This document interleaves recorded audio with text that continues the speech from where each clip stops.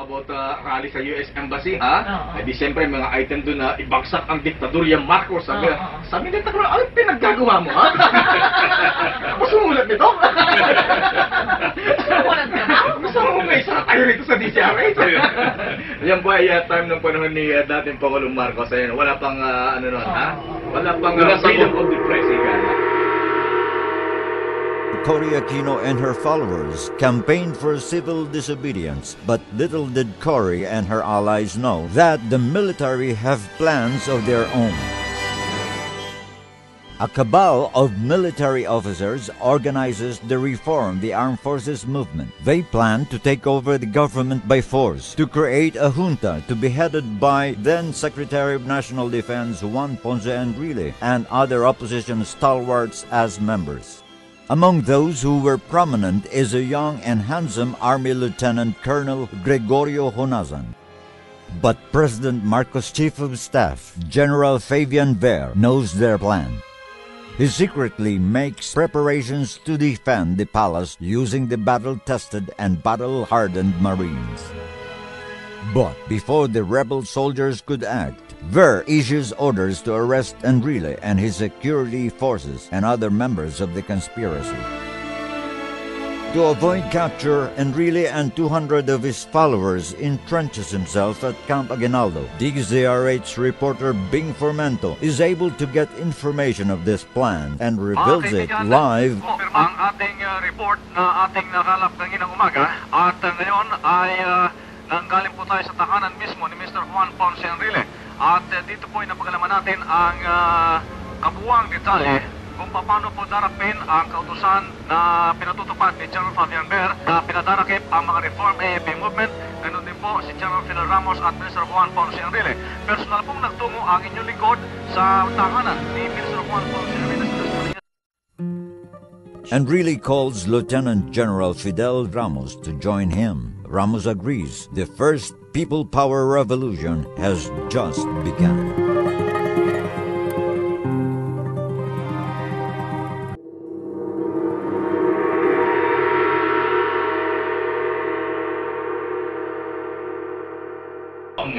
During the crisis, nung kami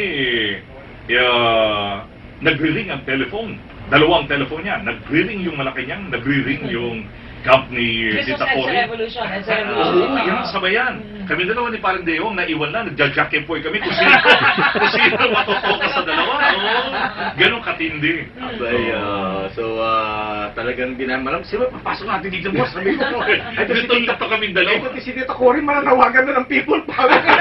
Nakikinig pa ang Malacanang.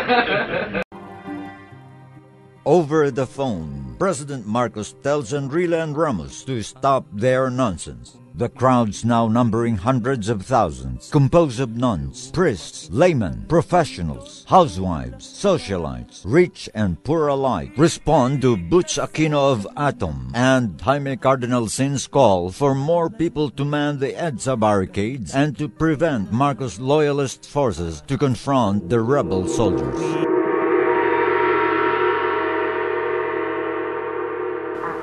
Maraming salamat. Kasi kadadating lang dito nung anak kong lalaki, si Noy Noy, at ibinalita niya sa akin na totoo nga raw maraming mga tao sa highway, pero sa Santolan daw, kakaunti lamang ang mga taong naroroon.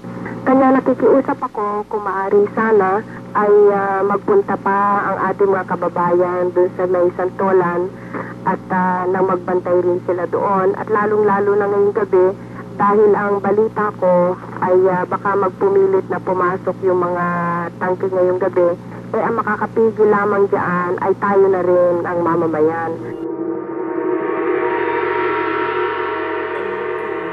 The crowd notices a squadron of Huey helicopters circling over Camp Aguinaldo. Then it lands peacefully at Camp Crame. The pilot and the crew of the 15th Philippine Air Force Strike Wing, led by Colonel Antonio Zotelo, joins the rebel side. It is the turning point.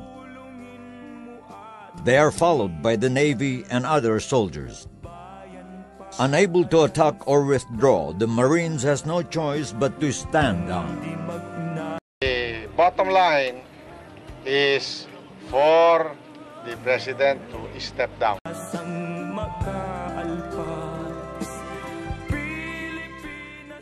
In Cebu, Cory Aquino closely monitors the event. Upon the invitation of Enrile and Ramos, she decides to visit the crowds at EDSA.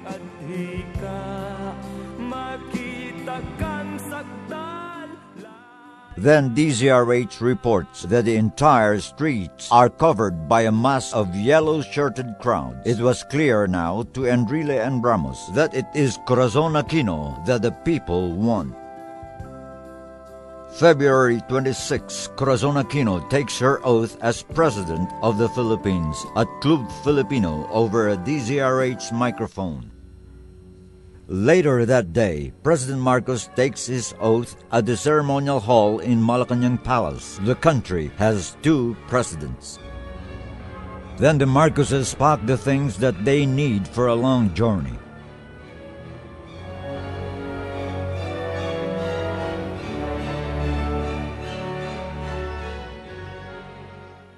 The Marcoses board two helicopters. This is reported by DZRH reporter Dixon Chonko.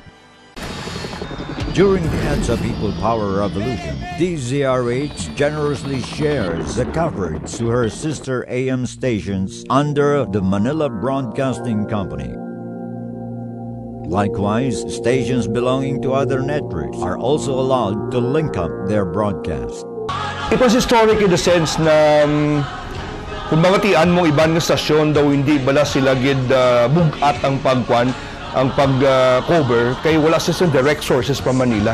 It was only DZRH at the time nga nagsigi-sigi mo.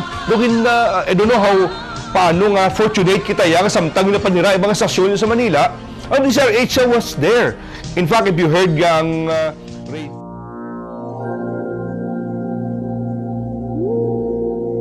broadcast pagiging reporter mo, Mr. Junior. Meron nga akong magandang kwento dyan nung nagko-cover kami nung rally, di ba? Sila ni Toto Arroyo. Oo, doon kami sa may Quezon Circle. Kasi si Toto Arroyo. Reporter. Oo, si Toto Arroyo. Si Barry Way. Si Barry Way, oo. Alam mo ang sikreto, ito, reveal ko na ngayon, ha? Kaya walang mananong network sa mga coverages na ang aming communication sa umaabot ng 20 mahigit. Kasi sinesequester ko pati na yung sasakyan ni Mr. Fred Elizalde. Sasabihin ko, Mr. Fred, I'm sorry. Thus it allowed the entire nation to know what is going on from day 1 to day 5. DZRH, recognizing her presidency, works with her in rebuilding the country and defending the newly restored democracy.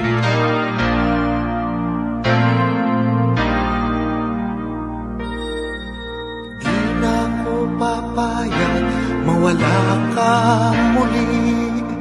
Di na ko papayag na muling mabawi.